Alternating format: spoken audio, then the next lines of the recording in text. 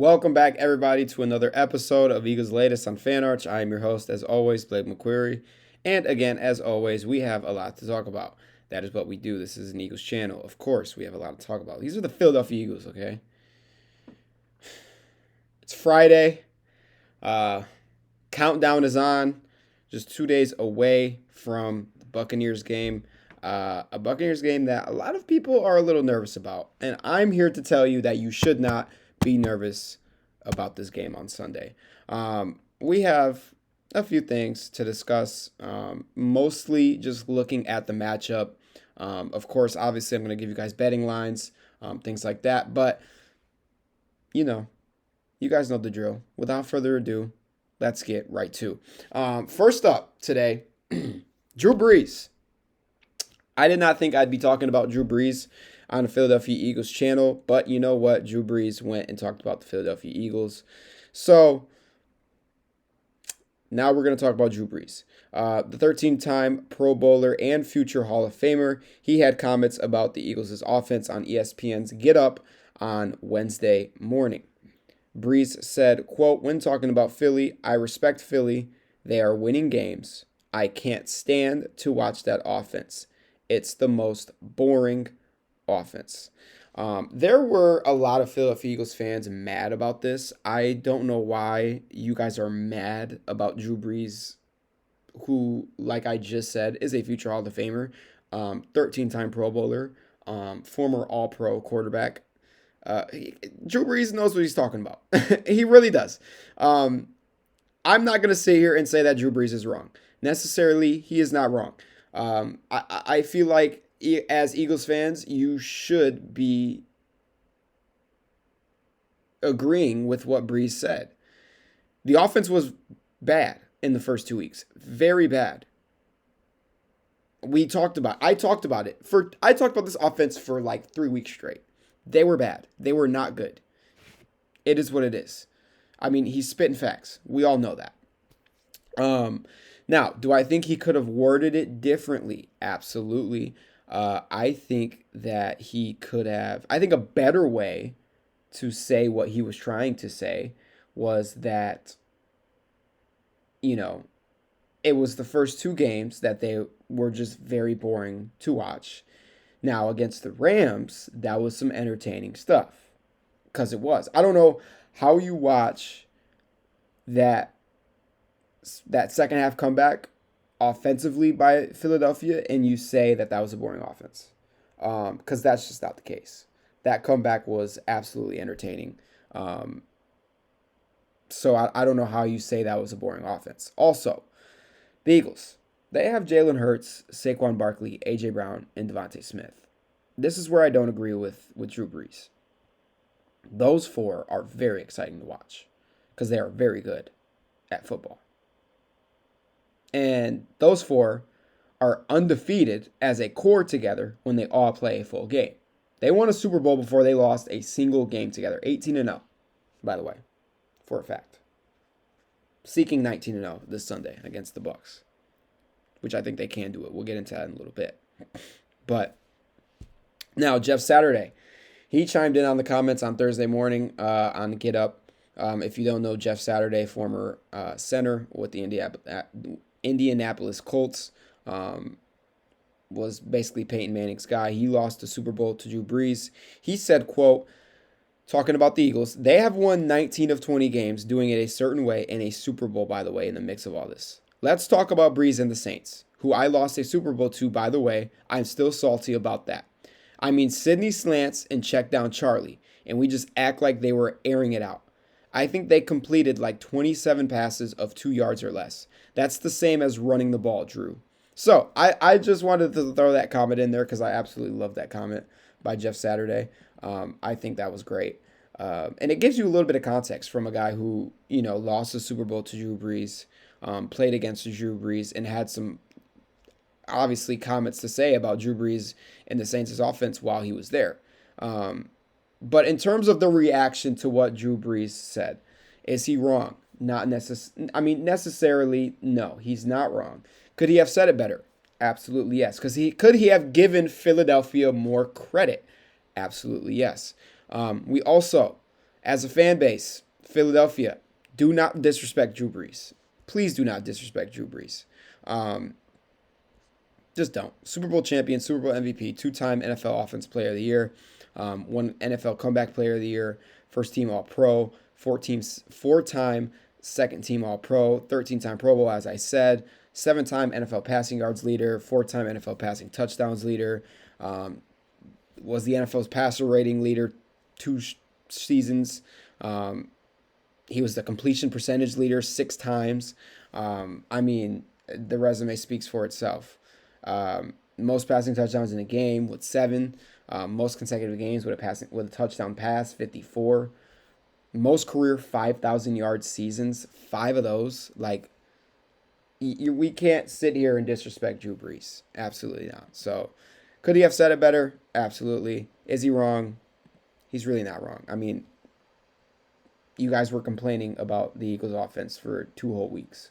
So why is it now, oh, Drew Brees said the Eagles' offense was bad, it's boring to watch? Like, you guys were complaining about the offense. Just, cut it out, please. Cut it out. Now, moving on to focusing on Tampa Bay now. We got that out the way. We got Drew Brees' comments out the way. We are going to focus on Tampa Bay now. Let's get down to the bottom line. Is this a must-win game for Philadelphia? I don't care what anyone thinks, or I don't care what anyone thinks about the history of the Bucs in the Sirianni era. I don't care. We're going to talk about that in a second. This is not a must-win for this Eagles team. Why is this not a must-not? Why is this not a must-win game for Philadelphia? One, they're on the road in Tampa. I mean, road games in the NFL are hard to win, especially when you are traveling to 100-degree weather in Tampa Bay. Bucs have had Phillies' number, like I just said. The history of the Bucs in the Sirianni era, they are 1-4 against the Bucs when Nick Sirianni is the head coach. 1-4, not good. But why is it also not really why do I not see this as a must-win? It's not a playoff game. I mean, 2 of the matchups in that 1-4 record, those were big playoff games that obviously Philly lost. So if you're going to lose to the Bucs and you're going to continue these struggles against the Bucs, do it now. Do it in the regular season. Don't do it in the playoffs.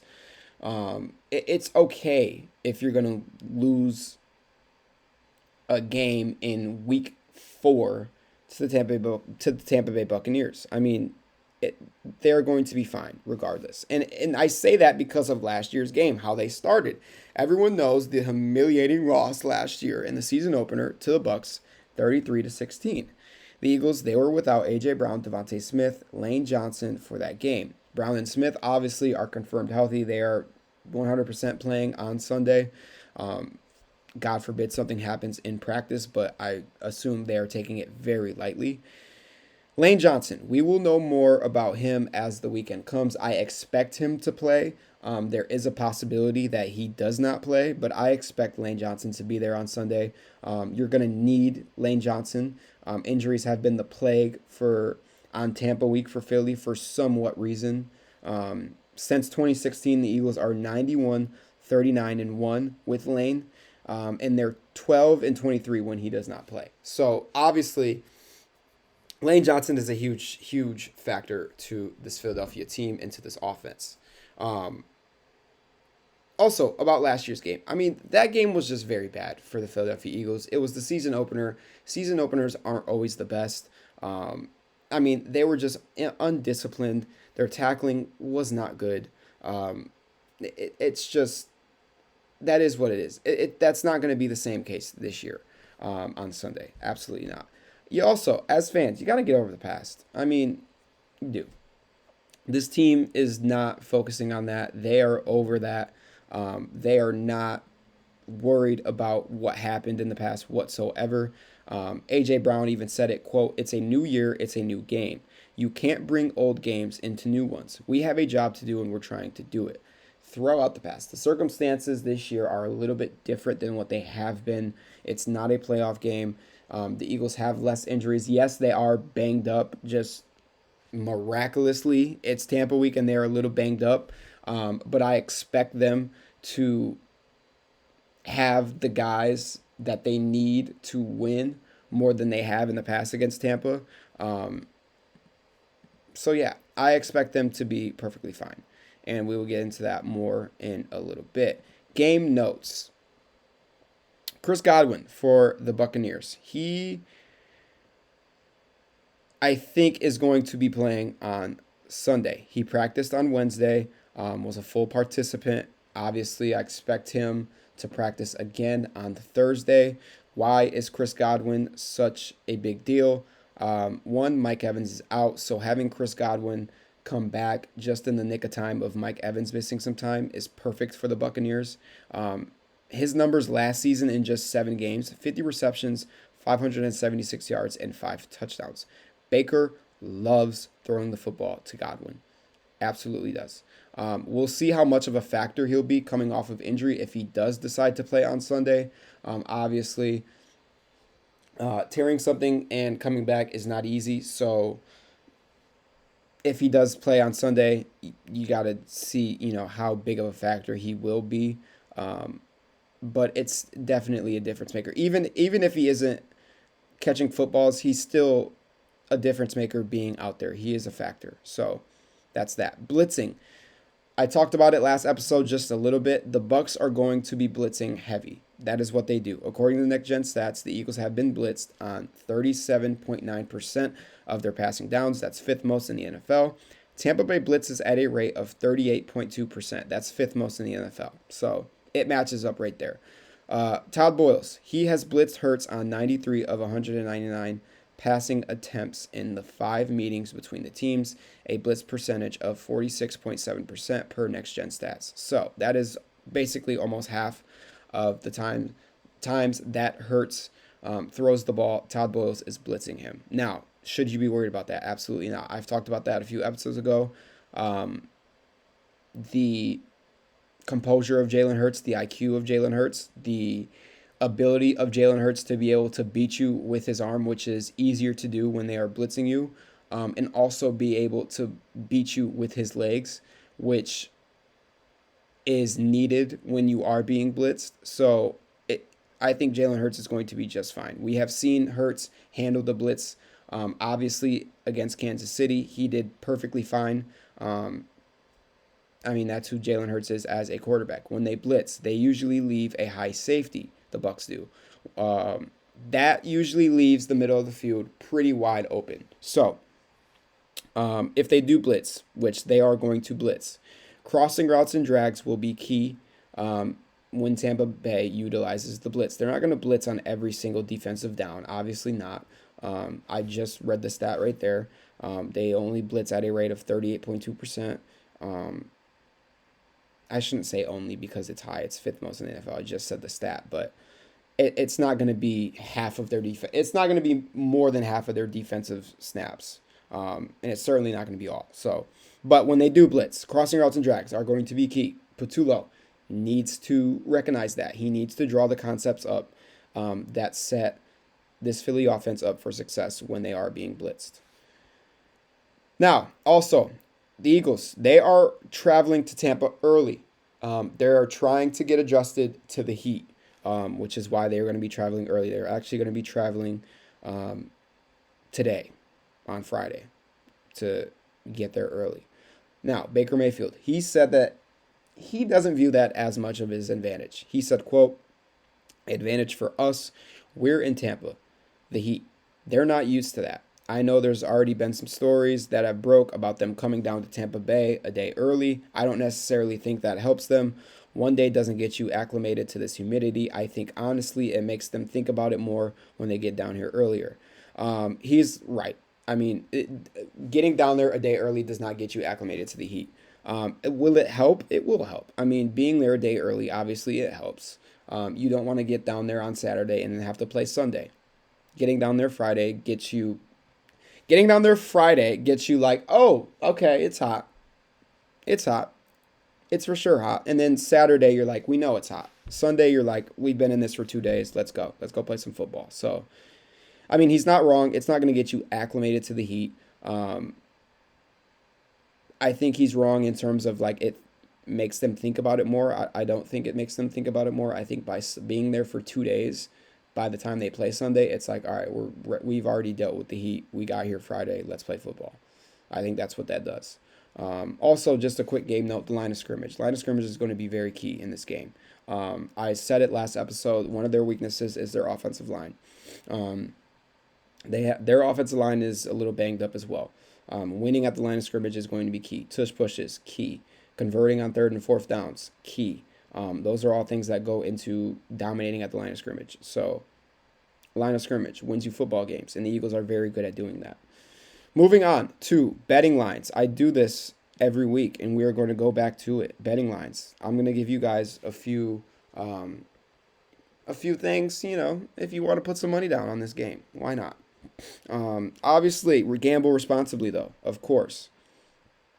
But we're going to look at betting lines, and I'm going to get my score prediction, and we're going to get out of here.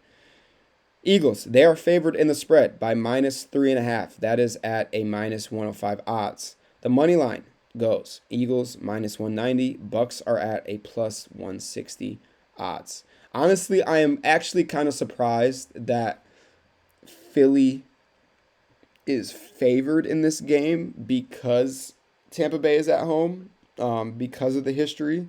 I honestly would have thought it was either going to be split or the Bucks were going to have a little bit, or we're going to be just favorites just a little bit, but the Eagles are favored. The over-under is 44.5. Take the over. Take the over. Take the over. I don't see why you take the under in this game. Absolutely not. In terms of player props, Saquon Barkley, anytime touchdown. I know he has struggled with rushing yards. That's why I am not giving you guys any lines on Saquon Barkley's rushing yards. Absolutely not. I think I've done that the past 3 games, and I think I've been wrong the past 3 games in terms of Saquon's yards. So I'm not going to do that. Is he going to get in the end zone, though? I think he will. I think he will. So, Saquon Barkley, anytime touchdown. A.J. Brown, anytime touchdown. This is going to be a passing game once again for the Philadelphia Eagles, especially after last week, seeing what worked, them getting more comfortable with that, Patullo getting more comfortable with that.